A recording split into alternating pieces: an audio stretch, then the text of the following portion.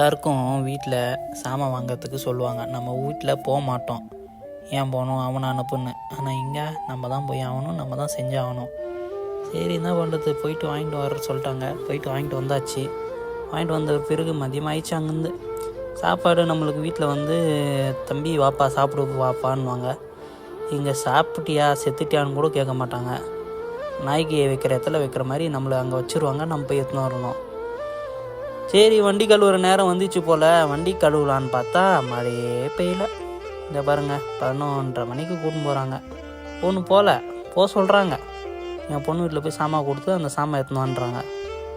ஐயோ இதாங்க வெளிநாட்டு வாழ்க்கை. எல்லாருக்கும் ஹவுஸ் டிரைவராக வந்தால் 24 hours டியூட்டிலே இருக்கும் நம்ம. இதுதான் வாழ்க்கை வெளிநாட்டுக்கு. வாங்க வாங்கோ வெளிநாட்டுக்கு வாங்கோ.